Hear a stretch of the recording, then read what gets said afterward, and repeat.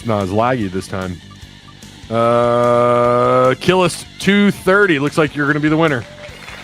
Killist 230. Oh, it's going to be Ramon Shiesty.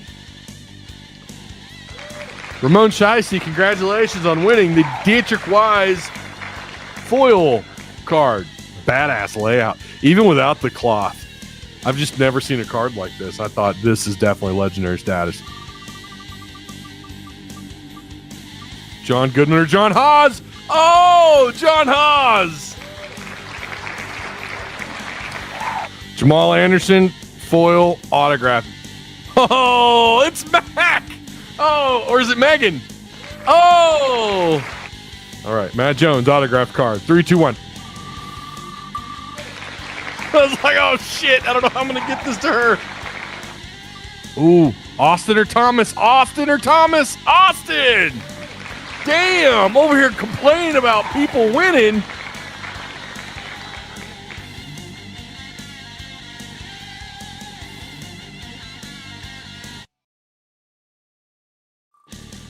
It's not as loud. Well, that's not supposed to work. Let's get this started. 3, 2, 1, yo! There we go. Hold on, though. Let's pause for the most badass intro. Here we go.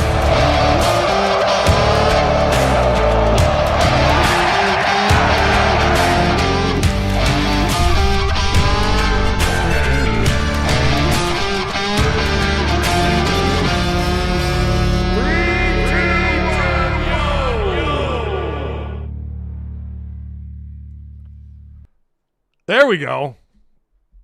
There's the most badass intro. All right. What you saw there was the winners of the August card, former Arkansas player card giveaway for Patreon supporters. We have our new cards selected. And if I can remember, we will show those off here at the end of the live show. But they're awesome. I'll just say that much. You're going to, again, I think you should be a part of Patreon anyways, but this is just like an added bonus. This is like an attaboy. You ever been handed an attaboy? That's what these cards are. And they're pretty sweet, too. Pretty sweet. Former Arkansas player cards. Here's a sneak peek at one. Here's a sneak peek of one. Here we go. You ready? And it's autographed. DJ Williams. That's one of the legendary status cards. There's 3 legendary status cards this month. All right, welcome everybody. It's Friday. It is the Friday show. If you have any questions or comments, fire away. This is loaded. We got a lot to talk about. If you see on your screen there, got a lot to discuss. It's I'm going to say that this weekend fascinating for a couple of different reasons. One of those, I've heard the term possible trap game. Yeah, UAB's not good. They lost to maybe one of the worst, in terms of talent. ULM is not very good, and that's who UAB. That was not a good loss for UAB. That was, I mean, they got smoked. So, but the term trap game has been thrown in there. They lost to Louisiana Monroe 32-6. So we're gonna dive into to Arkansas and UAB. That'll be later on in the live show. I appreciate all you guys being here. Make sure you like, share, and if you're new here, hit the subscribe button. Shout out to ASN, Arkansas Sports Network, that's another place you can catch these live shows, which is awesome. Great place to go follow Arkansas Sports. They do high school sports as well. So again, go follow, like, and follow UAB. Or UAB, sorry, my God. ASN, Arkansas Sports Network. Shout out to all you guys over there. So, and I will read your questions. I'm going to try and keep that popped up on my screen if there's any questions over there. Again, for all of you over there watching on Facebook, make sure you like and share the Facebook post as well, okay? All right. Arkansas football. Well, hang on. Pull it up. Well, we're off to a great start, aren't we? Razorback baseball schedule. That's where I want to start really quick. We'll get there. We'll start there. We'll go there. What happens when I click this? Oh, there it is. There's the baseball schedule. The screenshot wasn't big enough for the whole screen, so it's just there in the middle of the screen. Interesting schedule. I love it. So this is it. For some reason, I thought they had already posted this, but we'll go over it one more time. Yeah, they have. Maybe they just they put the finishing touches on it. I don't know, but Washington State on February 14th.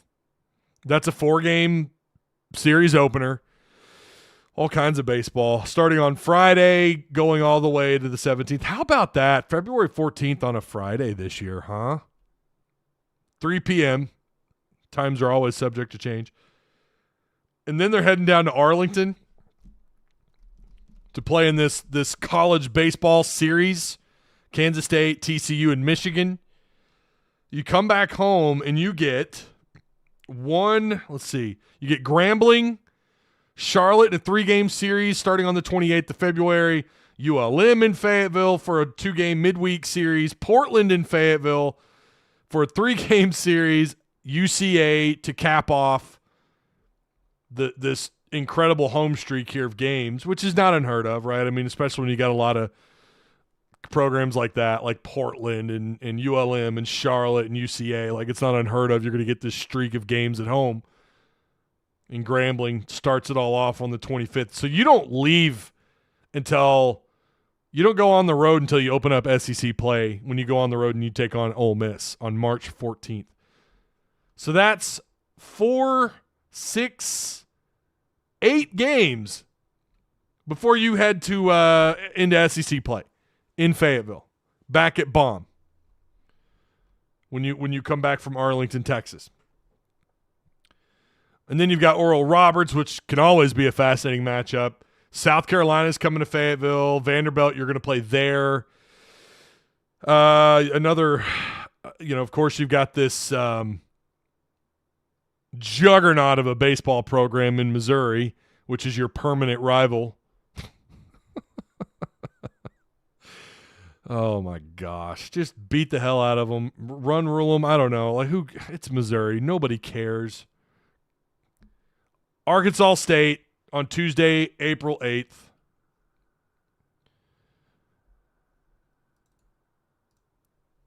And then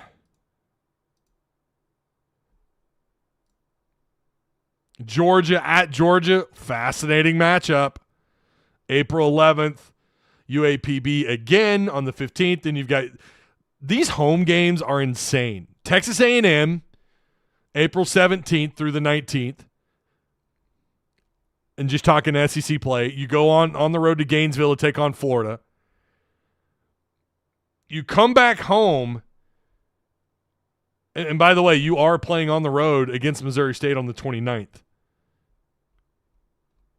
But you play them at home on March 25th.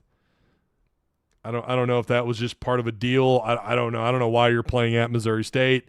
You guys know how I feel about that. When you got these really small programs, I'm not like, I don't know. It's not really that big a deal, but it's a short travel to Springfield, Missouri.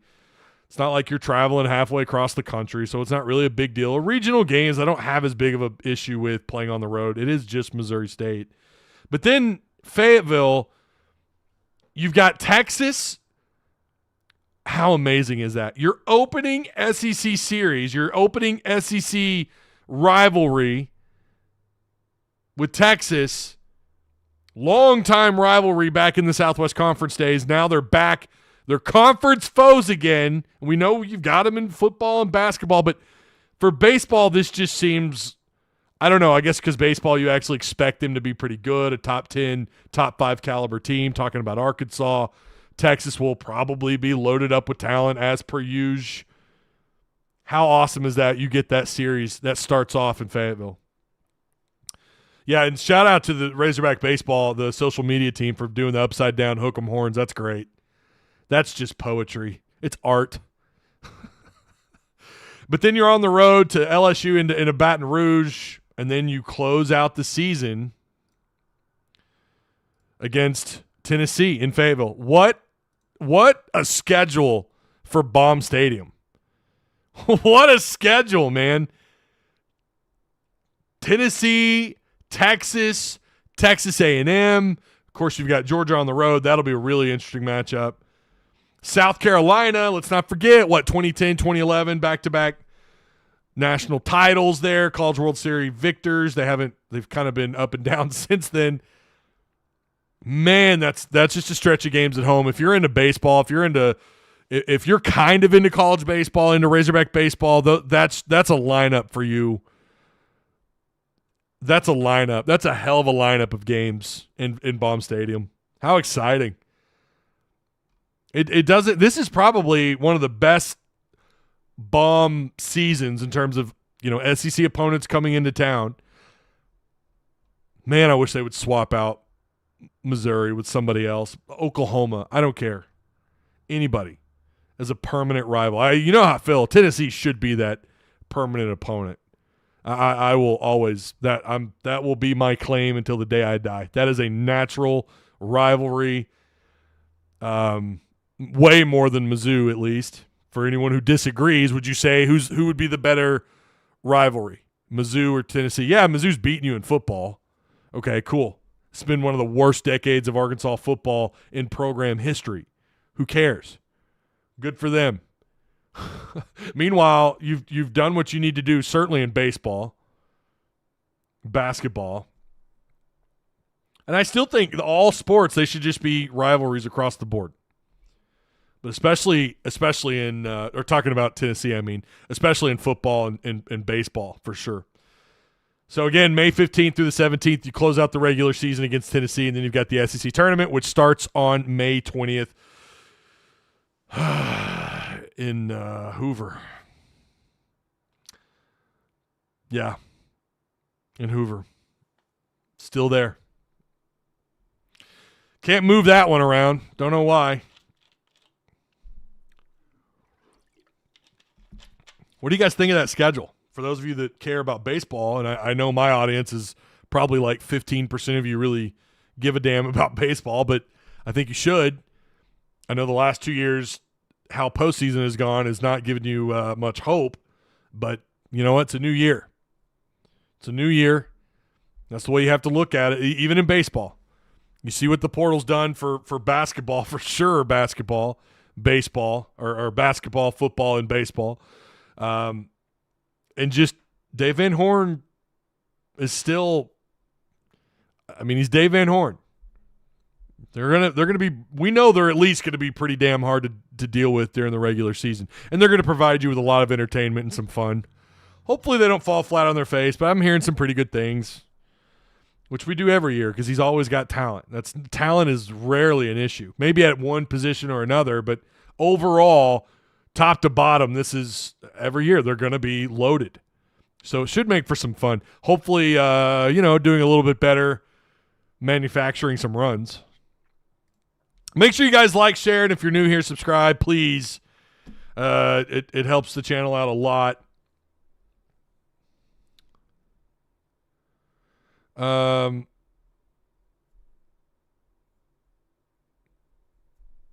Baseball is my favorite sport. Well, that's good to hear. Hey, shout out to the sponsors, Direct Service Overhead, the Garage Door Company. Same-day services, quality parts, affordable outcomes. Nobody does it like DSO, baby. Direct Service Overhead. Give them a call today at 501-244-3667. Check out the link provided for you. There's also, if you look in our Discord, you could see some of the reviews if you're curious about what they offer and just how good their services really are. So check out Direct Service Overhead, the Garage Door Company. Insurance Max. Business, personal, life and health insurance, retirement. They shop the best rates for you. They cover the state of Arkansas from corner to corner. And their link is provided for you down below. See what they can do for you. Check out the link. Oh, my. Let's get caught up on some comments here really quick. Check over on Facebook. Nope. Okay, YouTube. Scroll up. ULM quarterback is literally booty. John Ever says, insert, it's a trap. Need the meme. No trap, just another game where the offense racks up yards, says Megan. Well, I mean, yeah, but Megan, listen. Trap games do exist. Just ask Notre Dame. No matter how much offense you put up.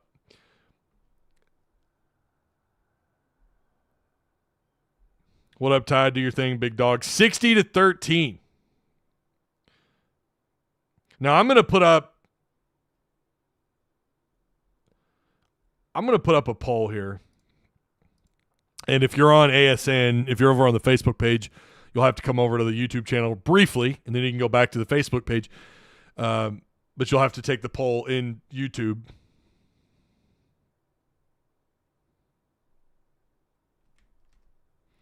Let me type this out here. Oh, my God, the font.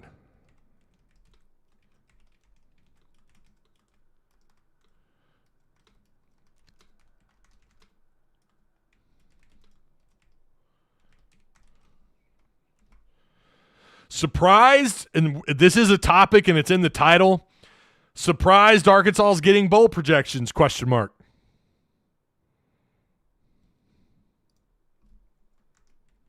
I do, yes, no is going to be the options here. I do want to put too soon, but I know like so many people are going to type that. And I just want to know, are you surprised? Yes or no? So that's what we'll stick with. If it'll let me delete that. There we go. Okay. Here you go. There's the poll. Are you surprised Arkansas is getting bowl projections? They are. We're going to talk about that here briefly. Jay Bandit says, yeah, no one cares about Mizzou and their easy schedule year after year, LOL. Well, I mean, okay. Sure, is it, when you look at the schedule they got this year, yeah, I would argue that it's tailor-made for them to go 10-2. I mean, it just is. They're not gonna beat out Georgia. They're not gonna beat out. I mean, I don't know what to make of Alabama just yet. I don't know, like Ole Miss. I think we all can agree Ole Miss, Alabama, Georgia, your top three big dogs. I wouldn't say they still have to go through an SEC gauntlet, but it's not all gauntlets are the same, right? Not all gauntlets are equal, even in the SEC. Go Hogs for Life says, just joined. He's talking about Patreon. Just joined.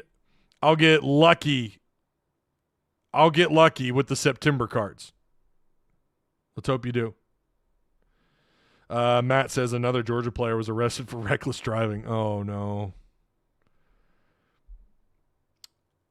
Oh, no. David Scott says, yeah, go ahead and get that loss out of the way. Whoa. What are you talking about? You talking about Oklahoma State? Is that the one loss? Are they going to surprise anybody? What's going on? Hey, if you guys want to support the channel, please consider joining Patreon. I am going against the YouTube gods by not putting in ads during the live show, which means there are consequences for doing that. One of the consequences, obviously, is not getting paid near as much by AdSense revenue, but they are also less likely to boost this live show. They're just less likely to boost it. It's just the nature of it. They're not going to push a live that isn't featuring ads because they're not going to make money. So a way to help support the channel is joining Patreon. I'm small, independent. I'm not connected to any major websites, right? I believe there is such a thing as a clickbait scale. I don't have a problem with people using clickbait as long as that scale isn't too high and they deliver in the video. I'm typically pretty low on the scale of clickbait. My thumbnails usually just represent what I'm talking about with very little, usually not a lot of, not typically clickbait material. The title is rarely. I might dial it up a little bit in the clickbait department. So I am your very, in terms of, doing the things that YouTube wants me to do, I don't do. I spit in their faces. That's what I do. Them and their silly adpocalypses where they're paying their contributors, their content creators less anyways. But still, that is AdSense revenue I'm missing out on. I'm not getting. Not to say that they're not sending me something, but it's definitely getting hit. So if you want to help support the channel, help support a small, local, YouTube-defying channel, consider joining Patreon. Also, you can get a really good benefit out of Patreon if you're there. If you're in Discord, the link is in chat if you want to join Discord. If you want to join Patreon, I'm going to share that for you as well. Try to paste these out. Needs more thirst traps. Are you saying I need more Crisco's? Is that what you're implying? But that's also why I have you guys every time you interact, you like a live, you share it. That helps. We've got to fight YouTube together. They're sons of bitches. They are. They're sons of bitches. The last 2 years, they're playing by a different set of rules. I'm not really doing what they want you to do. And they're damn sure not going to push a live show that's not sharing ads. So I've turned those ads off during the live show. If you get an ad, that's YouTube just being sons of bitches. That's what that is. All right. Show Ty some love. Tusk Talk with Ty. Patreon Discord is the best place for hog info and discussion. Ty kills it with hog info there. I appreciate that, Mike and them. Thank you very much. We do have, if you haven't already, and I'm going to ask you guys, make sure when you go look at Enemy Insider, if you're there and you're reading the content, whether you agree with it or not, whether you like it or not, I just need to know where people are going. There's no way for me to pull traffic information on I can't just pull traffic information on specific Discord pages. So I need reactions. I need those reactions. I need to know, I am getting you guys tagging me like, oh, I loved it, Ty. That's awesome. But I need reactions. I need to know that you guys are there reading it. And always feel free to DM me or tell me what you like or don't like about Enemy Insider. But Enemy Insider's I think it's been pretty damn good. You're getting side-by-side comparisons. You're getting breakdowns on passing directions for each quarterback every week. We have Jacob Zeno, pronouncing it wrong, and Talon Green. We have their numbers so far side-by-side. We have their passing concepts up. Now that is information that's available anywhere. You could watch the games and look for yourself. But we're compiling all this different bits of information from different places, and then I'm giving you my final takeaway. Typically, it's the quarterback, it's the running back, and it's the defense, and then my prediction. That's at the bottom. That's really what that page is designed for. It's for you guys to just get my take before I go live on Friday, because a lot of what you're gonna hear me say, or I shouldn't say a lot, but some of it's gonna be from that page. So the only way you get access to that, and I see the reaction starting to blow up now. I appreciate that. The only way you're going to have access to that, you've got to be in Discord and you got to be a Patreon member, okay? But I do have a prediction for the score, and I'm going to try to do that every single week. There's some games I don't know that I want to touch the score. So, yeah. All right. Let's continue moving forward. We already talked about baseball. Did you guys I'm sure you caught this. Let me pop over to the other screen. Let's take that down, and let's pull up Wal-Mart and Tyson. Wal-Mart and Tyson going to be on the field. They're going to be visible on the field now. We know that Wal-Mart had the south end zone, whatever you call those, the tall parts of the south end zone was painted red with Wal-Mart, with the logo.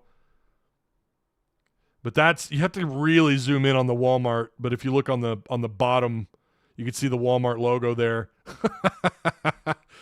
And then you've got these boys right here. Standing on business, son. Oh, snap.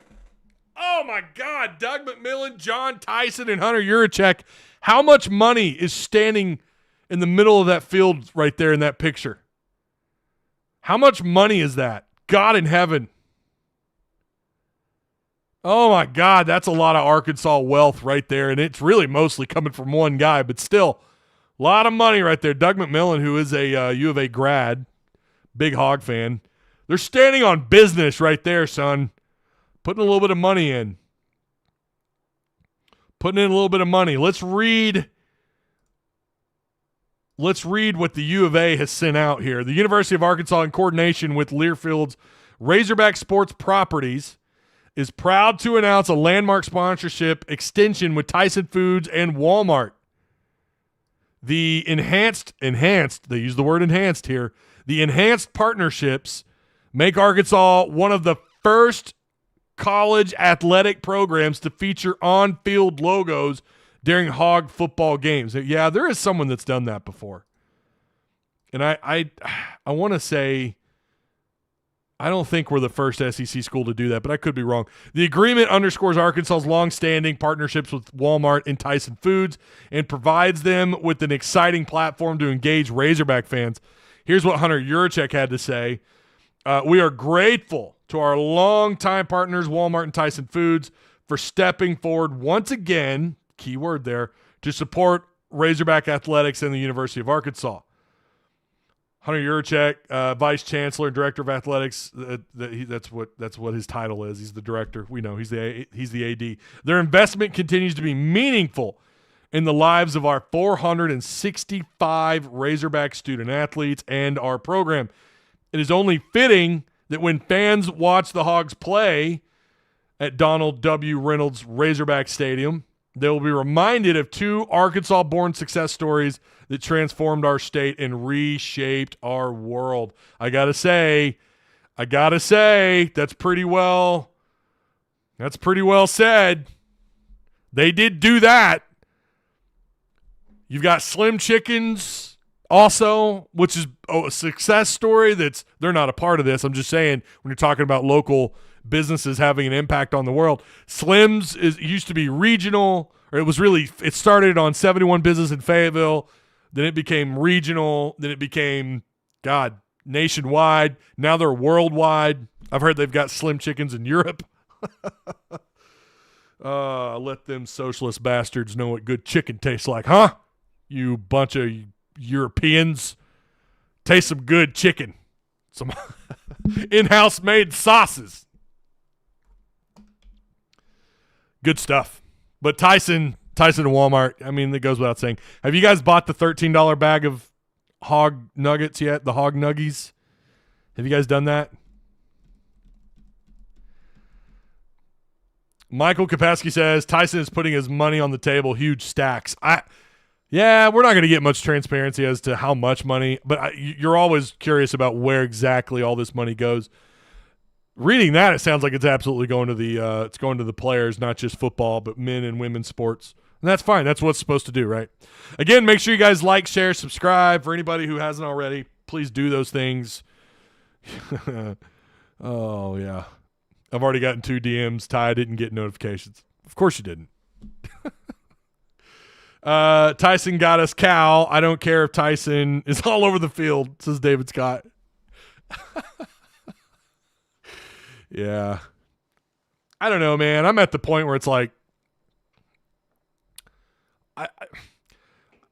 one of the big debates has been putting the company logos on the jerseys. And in all honesty, would you be cool with that if you knew they were going to finance, they were going to fund the NIL for football, and all of a sudden you're going to see an insane amount of money pumped into NIL? Would you be cool with that? Because that's always one of the big arguments, right? No Slim Chickens up here or Tyson Nuggies. Oh, Megan, you're going to load up on them Tyson Nuggies when you're down here for the Texas game. Cal has nothing to do with football. What are you talking about? I mean, yeah, obviously, but where are you seeing that at? Fund the NIL, and they could put their logos on my forehead. Yeah. The QR code that Oklahoma State. So the NCAA came down on that, right? The NCAA said they couldn't do that.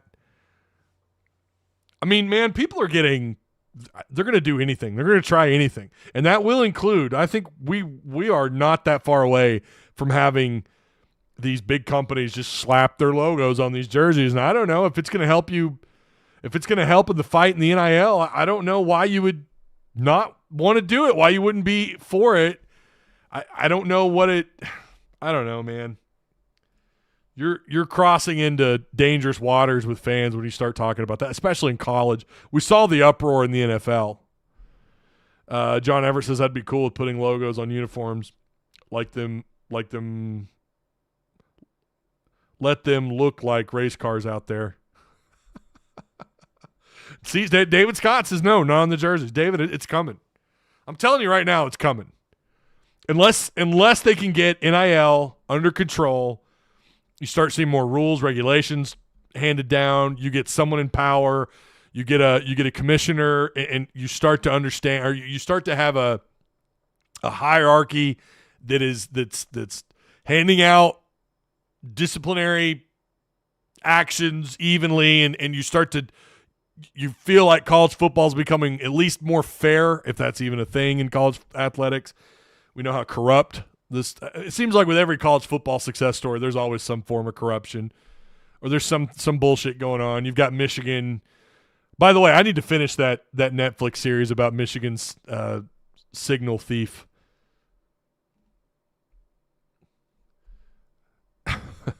Unis will look like NASCAR driver suits.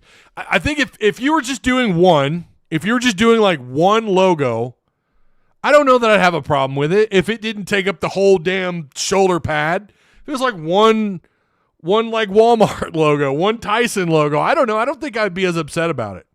Now, yeah, if you start slapping, isn't it soccer? They do that. They just slap all their sponsors. I think hockey dipped into that for a while, or maybe they still do it. Man, I don't know. When you start talking about how desperate you get for NIL. All right. Oh, goodness. Big recruiting weekend. We got Croots on Campus. You got Croots on Campus. And there's one guy we need to start talking more about. I'm starting to get a little bit of feedback on this young man. And we'll get into that.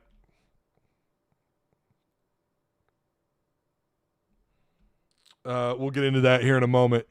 Here are the names of some of the players that are going to be on campus. Alec Huell. Now, these are 2026 kids. And I want to be clear. That's who I'm talking about here with the big Croots on campus. There are several 2025 kids, but let's focus on the 2026 kids here. Alec Huell, offensive lineman out of Clinton, Arkansas. Lakay Tompkins, running back out of Tennessee. Marcellus Davis, another running back out of Germantown, Tennessee. I could be wrong, but I think he's already committed somewhere. Drew Davis, quarterback out of Benton, Arkansas. Bear McWhorter out of Georgia. That name ought to ring a few bells. Sunia Vuki, offensive lineman out of California. Hayden Chambers, who's a punter/kicker out of Alabama. Anthony Kennedy, this is a big one. Big-time player. Top 5 player in the state of Arkansas, depending on what recruiting site you're looking at. Out of Maumelle, big offer. DeQuane Prevo, corner out of the Texarkana side. He's in town. Supposed to be. And then the kid that I think we're going to have to start watching and paying a little bit more attention to is Kendrick Williams.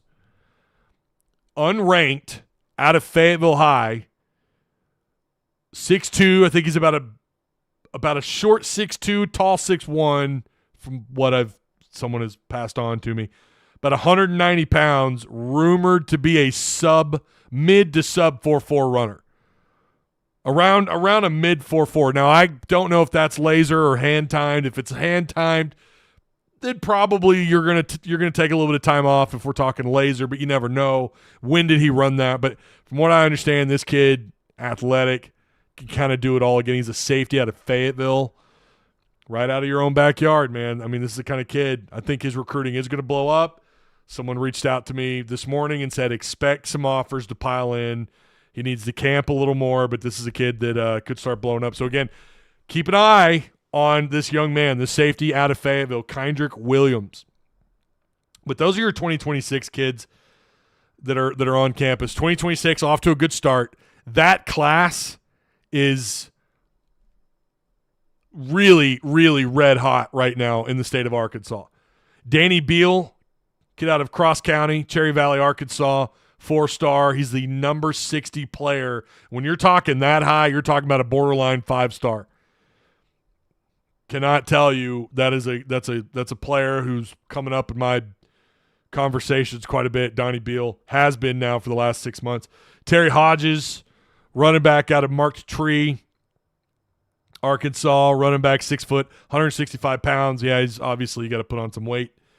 Going to have to pack on a little bit of weight, but he is a 4-star. Evan Goodwin, 4-star tackle, 6'6", 315. And again, these are all off 247, by the way. Anthony Kennedy, who again is on campus this weekend. Kane Archer, another 4-star. We know about him. Quarterback out of Greenwood, 6 foot, 6'1", 205. Ja'Cour Smith out of Parkview, out of Little Rock, 6'1", 190. Cody Taylor, 6'3", 280, who's a 3-star. I know Otis Kirk is real big on him. So they're already off to a hot start. 6 4-stars for the 2026 class. I do believe you're going to see some guys get pumped up. You're going to see them move up a little bit. Cody Taylor may be one of those. So this off to a really good start for the state of Arkansas. I don't know what they average on 247. It feels like maybe about 4 stars a year. And that's after the dust settles, right? Like that's when you're right in the middle of that cycle. You're at the very beginning of this 26 cycle. You're in the infancy stage of this cycle, maybe toddler stage, and you've already got 6 4-stars according to 247. 7 players ranked. Yeah, you look at the bigger states. Yeah, of course they're way above that, sure, but for the state of Arkansas, that's a pretty big deal. Got to nail down this. You can't let these kids slip out like you've done before. The in-state recruiting, that is one of my biggest criticisms of Sam. You got to stay on these pipelines. That pipeline is your backyard. You can't lose your backyard. Portal or not, trying to dip more into the, going further east of the Mississippi, whatever. But you can't lose your backyard. And I think he, for the most part, has. And I think this would be an awesome cycle. The 26th cycle would be awesome to regain some momentum. And a way you do that is you start winning games and you get on the phone with those coaches, with these players, with their families.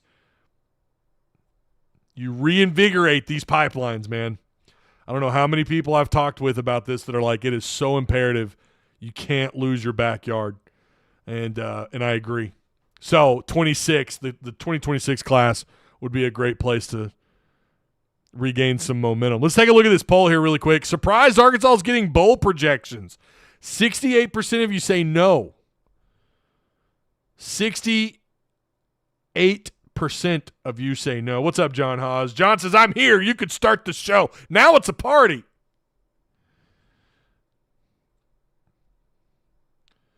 Let's see. Show me the money.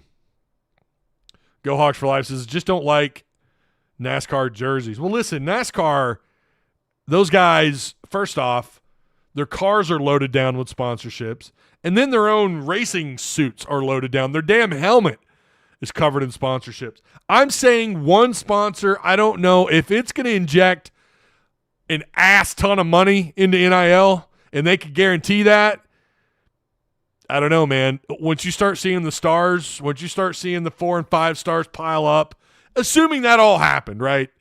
Assuming that they do put logos on the jerseys. And again, I don't think we're far away from that. Unless, again, the NCAA or whoever gets their shit together. I think it's coming, whether you like it or not. College fans are not going to like it. And that would probably be the biggest holdup for the decision makers, is they know that college football fans, it's not just the pageantry, but it's the traditions, and slapping logos on jerseys is not a part of any tradition. That's not something that, but there were some same complaints about, other leagues and the NFL, and, the NFL, it helps that they're already established. You have the players union, you have all the third-party deals that the NFL deals with. The NCAA or college football, it's just a different spectrum altogether. And fans, again, it's not just the pageantry. It's not just the traditions, but there's a lot of other things that go in with it. I'm with you guys. Had you asked me that 5 years ago, I'd been like, hell no. Hell no. But we keep hearing about how Razorback football, NIL, is just not where it should be. And then you see programs like Ole Miss just kill it in the portal. I don't know, man. You tell me, based on where things are at, if it's true the NIL is indeed in a lot of trouble or isn't producing like it should be. And there's no intervening from the SEC on trying to stabilize the NIL in the portal. I don't know. At that point, I'm like, let's go. Light the fires and kick the tires. Slap that Wal-Mart logo on there if you could inject. You know, it's going to cost you $20 million. You know there'd be a lot more that comes with that too, though. Go Hogs for Life says, I agree, Ty. I just don't want to get to where those sponsors are bigger than the Hog. Well, again, like I said, and I agree with you, and I agree with a lot of you. If you're going to do it, it does not need to take up the Hog. It does not need to be bigger than the Hog.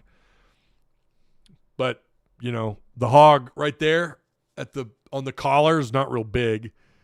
So maybe they're not going to be willing to give you as much money. All right, ESPN writers have Arkansas reaching a bowl game. So again, 67% of you say you're not surprised by this. I'm surprised that both these guys have yeah, I am. That both of them, maybe one, but two. And by the way, I looked at CBS this morning. I don't think I saw Arkansas in there. I looked at a couple of other bowl projections. I forgot the website. One of them might have been, I don't remember. I had a bunch of tabs up, and I was just going through them. ESPN, I think, is the only site that has Arkansas favored to a bowl. Now, again, if I'm wrong, please correct me down in the comment section if you're watching this after the fact. This is where you're at. These are from Kyle Bonagora and Mark Schlabach. I always butcher Kyle's name. Schlabach has West Virginia and South Carolina in the Liberty Bowl, but Bonagora has Arkansas. This is the most clickbait thing ever. UCF and Arkansas. Tell me, listen, our buddy Kyle Bonagora here he's got to be a clickbait master. He knew that's gonna drive some folks in Arkansas a little crazy. UCF people down in Florida, whatever, but he knows in Arkansas that's gonna. Wait, what? Could you imagine KJ Jefferson versus his old team, Arkansas versus its former quarterback, especially if you've still got Taylon Green available? And if this were to happen, I'm not gonna lie to you. I want this to happen. I do. And that's the AutoZone Liberty Bowl. Bring it on. Oh, wouldn't it be some shit, though, if UCF beat Arkansas? Oh, man, then we wouldn't be as thrilled about it, right? Again, Schlabach likes West Virginia and South Carolina in this game. Now, this was written, I think this was actually written on like Tuesday or Monday. No, I think it was Sunday. And I didn't see it until I was going through some stuff yesterday, and a buddy of mine, I was going through my notes, and I asked another friend of mine, I was like, man, I'm looking for another topic this week, and I maybe something slipped through the cracks. He goes, yeah, did you see Arkansas is projected to not just by one writer, but by two writers at ESPN, and one of them has Arkansas up against UCF. Now, this is early. The odds of this happening, it's just based on, the projections and where these guys think Arkansas goes from here on out. But UCF and Arkansas, according to Bonagora, and then Schlabach likes Arkansas to play Virginia Tech in the Birmingham Bowl.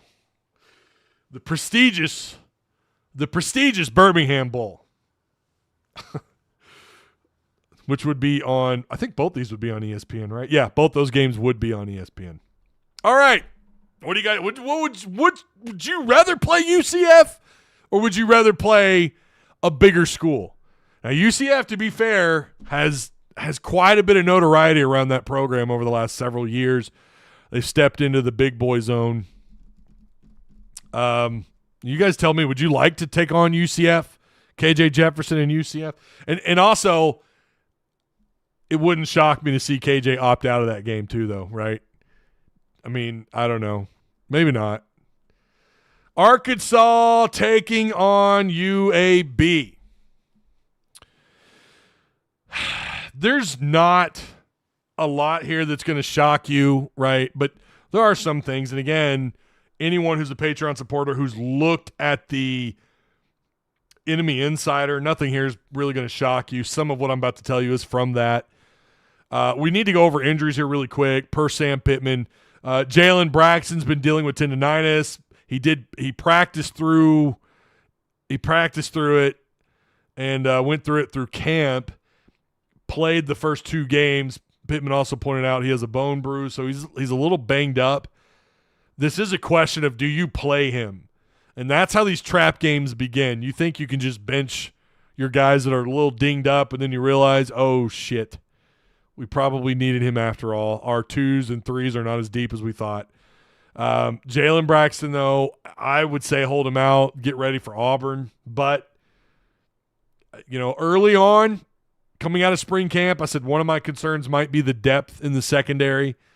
I felt a little bit better getting through fall camp about it. So I don't know. I mean, it is what it is, but you'd have to ask some of the younger guys to step up. If you don't have a Jalen Braxton out there, you would certainly see it'd be a newbie more than likely take that spot. Marquise Robinson suffered a stinger versus Oklahoma State, but he should be available. We know Patrick Kudus, guys, we pointed this out weeks ago. He's just missed too much camp. I'm not sure when and if he's going to play this year. I don't know. Miguel Mitchell, undisclosed, I guess he's not going to be available this week. Maybe I heard that wrong. Desmond James suspended. You had a couple players quit the team. Jaden Wilson, Eli Stein both quit the team. Luke Brown dealing with that knee. And Zuri Madison also dealing with the knee issue as well. Hudson Clark was probably the most interesting of all the injuries because he actually missed time versus Oklahoma State on defense. However, he did play special teams a little bit. We'll see if Hudson Clark plays this week. Maybe they just stick him to special teams and just kind of play it as the game unfolds. I feel like you're going to need one of those guys. If you're talking about not having Braxton, maybe Marquise Robinson's going to be limited, Hudson Clark going to be limited, Miguel Mitchell. I feel like you're going to need one of those guys to play. You're going to need one of them in that secondary, the guys that stood out through fall camp. Yeah. And Hudson Clark had that big play against Oklahoma State where he defended the pass. Great play. But he was limited to special teams shortly after. All right, let's look at stats here really quick. And again, it is way too early to put a lot of stock in stats, especially when we don't really know what to make of Oklahoma State. We just don't. I said they look like a 7-5, 8-4 squad. You also have to consider, the Big 12 is not stockpiling talent, right? I think Utah just lost. Did I read that they lost their quarterback? I think I read somewhere that their quarterback got banged up and he might have to miss some time. But the Big 12 it's nowhere near what the SEC is. So maybe they do go on and they finish, 12-0, 11-1 or something, and then make the playoffs. I was not impressed with their defense. I mean, they just got absolutely dominated. How much of that is Arkansas being that good, that much more improved on offense versus how bad Oklahoma State's defense is? Or is it a little bit of both? I think it's might be a lot of both. But looking at UAB on offense so far through 2 games, they're 96th in the country, putting up just under 24 points a game at 23.5. They averaged 388 total yards of offense. And again, this is UAB who's played Alcorn State, who won that first game 41-3 versus Alcorn State. Some people were like, oh, look, they could do it. They did it against Alcorn State. They're going to go on the road and beat ULM. No, they got frog stomped against ULM. And again, QB Spotlight, had a short conversation with him about ULM. He said that's probably one of the least talented teams of all 130 teams in college football. And they got and UAB walked in there. Trent Dilfer and his Blazers got blazed 32-6. Don't know if that's the right thing to say, that they got blazed. But they got smoked. So, 388 yards of offense. Passing, they're just south of 200 yards at about 192 yards a game through the air. The run game, and I caught some of it. I've been able to find some highlights here and there. they do look like they can run the ball, and they're averaging almost 100, right at about a 197 a game, which puts them right inside the top 40 in the country. Again, consider the opponents they played so far, but that's not bad. Almost 200 yards a game. That's primarily where they don't mind. They'll run it. Again, you can see the in-depth run, their preferred run lanes. You can actually see that in Discord. You can see that in the Patreon, in the on our new Enemy Insider page. Third downs, they're converting, and this actually is not a bad number. They're converting about 46%, which puts them right inside the top 50 in the country. They're giving up a lot of sacks, 2.5 a game, and they turn the ball over 6 times. On defense, they're giving up just 18 points a game, which is 62nd in the country. Total yards allowed, just at about 237. Just at about 237, which is tied for 26th in the country. They're giving up just 73 passing yards a game, 73.5, which is 3rd in the country. Now, I went into detail again in the enemy page in Patreon as to why I think this is, and we'll talk about that here in a second.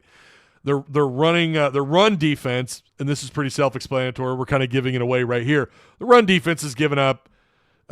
It's ranked 98th in the country. They're giving up over 160 yards a game on the ground. They're giving up 31% of the time on third downs, which again isn't an atrocious number. They have 2.5 sacks through 2 games, and they have forced just 2 turnovers, which is 62nd in the country. Okay, Arkansas. Let's compare some of this to Arkansas. Arkansas scoring offense, 9th in the country, and almost 51 points a game. Total yards, almost 668, which is 2nd. And this is after playing a ranked opponent on the road. 412 yards, which is good passing, 412 yards through the air. That's good enough for 2nd in the country. Rushing, this is a top 20 rushing offense so far at 255.5 yards per game. Third downs, this has been a massive improvement so far at 71%. This is the number 1 third down offense in the country after playing a ranked opponent. Let's see if they can keep that trend going through UAB going into Auburn. Sacks allowed per game, they're at about 1.5. I mean, it is what it is. You're 59th in the country. Sure, you'd like to be at 0, but you've played at least one decent opponent. And they have 3 turnovers, which is 79th in the country. Defensively, there probably are some concerns. Again, the secondary comes to mind, and Arkansas has just always struggled with having a consistent, good secondary. I think the last time they had a really good secondary, I want to say it was like 2014 when they finished like top 8 in the country in passing yards allowed. It was something crazy. It might have been 2015. I think it was 2014. This has just been an area, this secondary, off and on through the years, you've had some decent secondaries. They made some improvement there in some areas last year. But scoring so far, Arkansas has given up just 19.5 points a game, which is 67th in the country. Total yards, this is a really good number, under 260 a game. 257.5 per game, total yards. Passing offense, 224.5 yards a game. Surprisingly, this is 89th in the country. You would think that would be maybe somewhere in the top 60, top 50. A lot of that's speaking to how early in the season it is.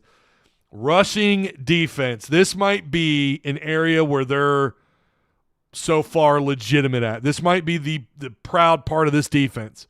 Again, these guys, UAB gives up 163 yards, which is 98th in the country. Arkansas is 4th in the country through 2 games, giving up just 33 yards per game. They might get challenged here, which is crazy. We thought the same thing last week with Ollie Gordon. Didn't happen. We'll see about this week. But 33 rushing yards, again, good for 4th in the country. And then their third down, they're only giving up 23%. That's 18th in the country. That's another very good area for Arkansas. And then the concerning area for me is there's 2 areas that is concerning other than the secondary. So there's really 3 areas. Pass rush. So far, one decent opponent and you struggle to get any kind of pressure. I get that Oklahoma State's offensive line was full of super duper seniors. I get that. Okay, I get that they've got a quarterback who's not afraid to just let the ball go no matter what. Should have cost him more, if you want my opinion, against Arkansas. But Arkansas's pass rush, this should be a weekend where they eat. This should be a weekend where they dominate. I mean, these guys last week gave up something like, I think it was 4 sacks versus Louisiana Monroe. It's 3 or 4 sacks. I had that pulled up somewhere. But their line of scrimmage play was piss poor. Arkansas should be able to take advantage of that this week. If not, if we continue to see issues and they can't get consistent pressure, I'm not talking about a couple of sacks, one in the first quarter and one in the third quarter. If they can't get consistent stops and losses and pressures on the quarterback, I think we're going to have a realistic problem moving forward. The secondary is also an area of concern. And then takeaway defense. Right now they have 1. They're ranked 98th. We'll see. That's usually an area that can get a pretty big leap in just a single week or two. We'll see what's going on there. But typically, the better your pass rush, the more disruptive you are at the line of scrimmage, the more turnovers are going to happen. And right now, these two things are not happening. One is affecting the other. Need to get this going. Pass rush needs to get better. Right? The coverage, I mean, it's just a little too easy. I mean, it was a little too easy for Oklahoma State. You could talk about their super duper senior quarterback and all that. You're about to play another super duper senior. Okay, you're about to play another one. And a guy who, talent-wise, I don't know where you would put him compared to Oklahoma State's guy. But I don't know that it's as far as some people think. Those are 3 areas on defense right now that are, to me, they're borderline red flags. Got to get these cleaned up. But if you want to look at some of the PFF stuff, I will go ahead and just give you some of the grades. Jacob Zino at 66.8. And then Lee Beebe Jr. is the running back. That's the guy I'm talking about. He can move. He's got some numbers. You know, he did pretty well in his limited amount of carries last year. He's graded out at 68.3 according to PFF. Their offensive line, nobody is graded higher than 73.2, which is Brady Wilson, the center. Arkansas, Taylon Green, one of the highest rated quarterbacks in the country according to PFF at 90.8. Jaquindon Jackson, 74.2. Luke Hasz at 78.5. And I mean, a bunch of guys in the 70s on offense. Your highest offensive lineman, Fernando Carmona, probably doesn't shock anybody. He's at 72.4 at left tackle. Keyshawn Blackstock is your so far, and I would agree with this.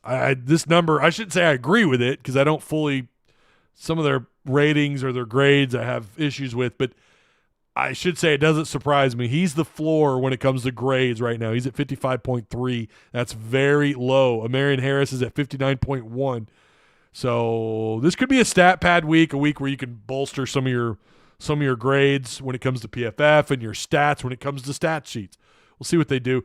The reason why some people think this is, and again, we kind of gone over it a little bit, but why this could be a trap game is because you may rest some guys. You might rest some guys. You might have a little bit too much confidence in some of the areas, you know, on your roster, on your depth chart. You might have too much confidence, and then all of a sudden UAB or whoever the opponent is, you assume is a much weaker opponent, is able to exploit those areas. So that is something to, you know, we just sat here and talked about the secondary's numbers, and we're talking about how banged up the secondary is. Now, I don't believe that this will be – I mean, I've got Arkansas winning this thing 55-14. I think they're going to take out some aggression. I think they're pissed off by what happened against Oklahoma State. I don't think they're going to overlook UAB. Bobby Petrino is, you know, there were some tight games in his first year. There were some tight games against some opponents you thought Arkansas was going to blow out of the water. But the fact that UAB got manhandled against ULM, you know, and you just look at their talent comparatively side by side, I don't know what to make of Trent Dilfer as a head coach. Doesn't seem like he's off to a great start. I just think Arkansas, this should be a game that they just take care of business. Rest your guys that need it. You should be able to take care of business. You should be able to take care of business. They should be fine. So I like them. Again, I think I had it at 55-14, right? Was that my prediction? Yeah, my prediction. Look for Arkansas to take out some frustration, 55-14. How confident? We always talk about confidence in these predictions. I don't know. Again, because of the injuries, because of some of the flags, they're going to have – now they've got 2 games worth of film to watch on Arkansas. Arkansas got challenged by Oklahoma State. You hope that Arkansas is able to take that film and learn from the things that they got wrong and then put it into practice against UAB. They should be fine. However, I mean, Dilfer, say what you want about him. I mean, he does have a reputation for being a guy that knows offense, knows football, knows quarterback play. Obviously, the guy played in the league. It certainly helps when you're surrounded with really good players, for him and his Super Bowl ring. But I always thought he was a very average quarterback in the NFL. But I got a lot of respect for him. He's also the same guy that called out the NFL back when he was on ESPN. And he said that there are teams that settle for just getting to the playoffs. Do you guys remember that? It made me rethink.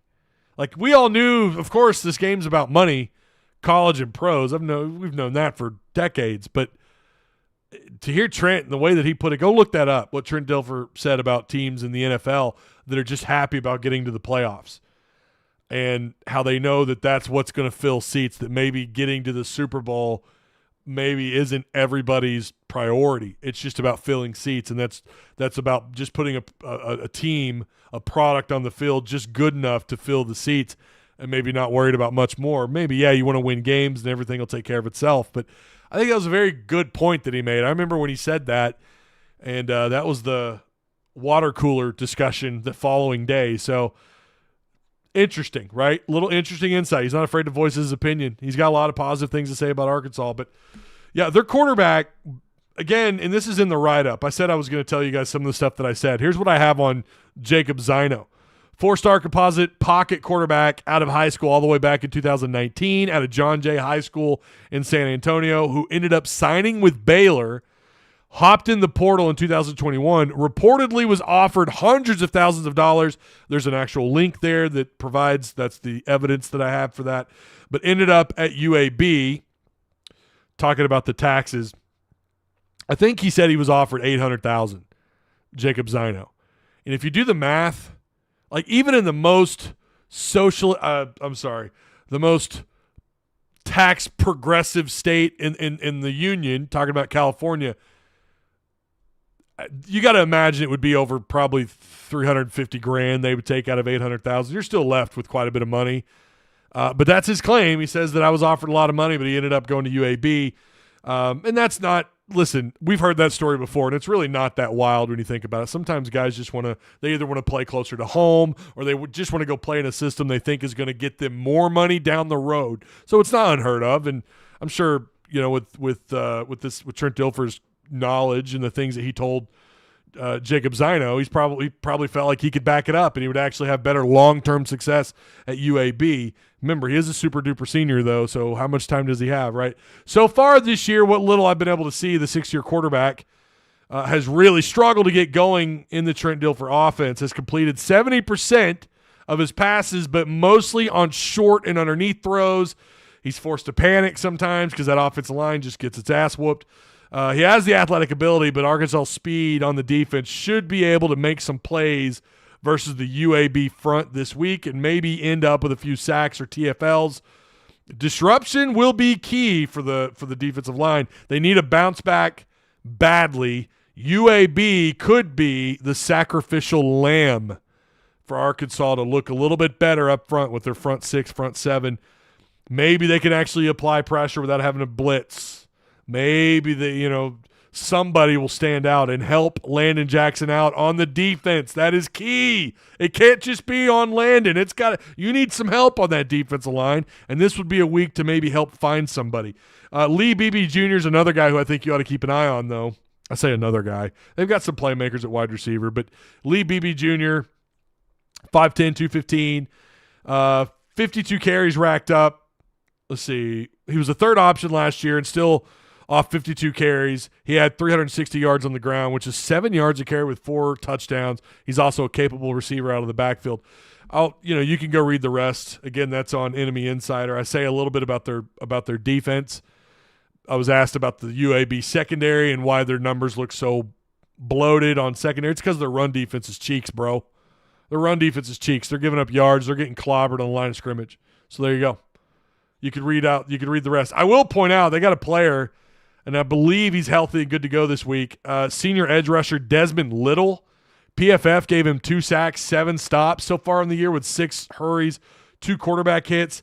Didn't have a great game versus ULM, but still grades out as a solid pass rusher at 78.0. He started at LSU a while back. He was a part of the 2019 recruiting class, according to 247. One of several SEC transfers on this UAB team. Keep an eye out for him, for Little, on the defense for UAB. Offensive line might get tested a little bit. So, all right, that is it. Shout out to the sponsors, Patreon supporters, everybody who helps make this thing happen. Direct service overhead, the Garage Door Company, same-day services, quality parts, affordable outcomes, hundreds of 5-star reviews. Give them a call, 501-244-3667. Again, that's direct service overhead, the Garage Door Company. Insurance Max, business, personal, life and health insurance, retirement. They cover the state corner to corner. They shop the best rates for you.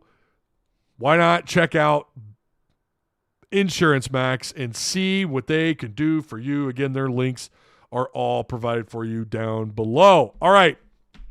That is it. I will be here for the best post-game show anywhere. Doesn't matter where. TV, radio, other YouTube. It doesn't matter. This is it, baby. This post-game show is going to be rocking and rolling tomorrow. I can't wait. It's my favorite thing to do. Always looking forward to it. We'll see what Arkansas does. We'll hand out grades. We'll see, assuming Arkansas – I think they win this thing, but you always have to say, assuming Arkansas wins, we'll be giving out the gold chain to the player of the game. And, I'm looking forward to it. We did our wheel spins last night. Yes, Wheel of Destruction will be open in Discord here shortly. Let me eat some lunch. Let me eat some food and maybe watch a little ESPN for a little bit. Then we'll get the Wheel of Destruction going. But, shout out to all you guys. Appreciate all Patreon supporters, all 110 of you.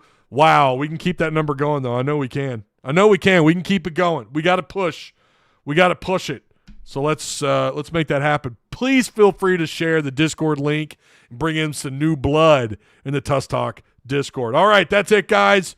Have a good Friday night, and I'll see you tomorrow in Discord and here on the postgame show on Tusk Talk with Ty. Also, shout out to ASN, Facebook. Appreciate them as well. Hogtunes gave us a shout out. Hello, Ty. How many carries for Russell on Saturday? Oh, I'm sorry I didn't read that. I apologize. Hogtunes wants to know how many carries for Russell on Saturday. That's a good question. I think he gets the ball, Hogtunes. I really do. I think he gets the ball. I think they're going to make up for what they didn't do last weekend. I think they know they caught a little bit of heat from fans and the media alike. There are a lot of questions as to why Russell wasn't given the ball, especially on a specific down. I think we all know what I'm talking about. I think they're going to make up for that and give him some carries. I don't know how many. I would say at least maybe 5 or 6 carries, but I do. I think he will get some carries. So shout out to ASN, Arkansas Sports Network on Facebook. I appreciate those guys over there for streaming these shows. And again, I will see you guys tomorrow. Oh, we got to end this poll, don't we?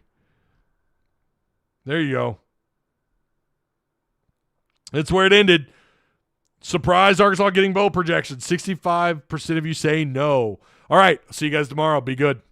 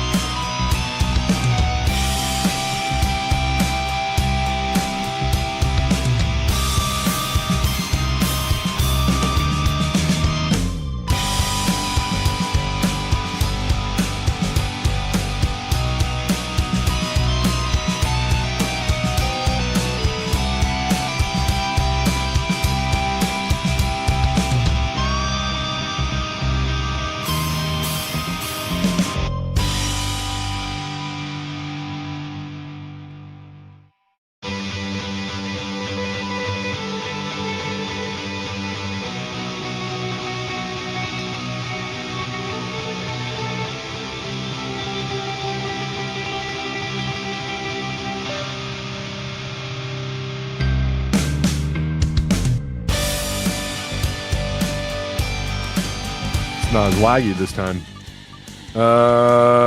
Killist 230. Looks like you're going to be the winner. Killist 230. Oh, it's going to be Ramon Shiesty. Ramon Shiesty, congratulations on winning the Dietrich Wise foil card. Badass layout. Even without the cloth. I've just never seen a card like this. I thought this is definitely legendary status. John Goodman or John Haas? Oh, John Haas! Jamal Anderson, foil autograph. Oh, it's Mac! Oh, or is it Megan? Oh! All right, Matt Jones, autograph card. 3, 2, 1. I was like, oh, shit. I don't know how I'm going to get this to her. Ooh, Austin or Thomas? Austin or Thomas? Austin! Damn, over here complaining about people winning.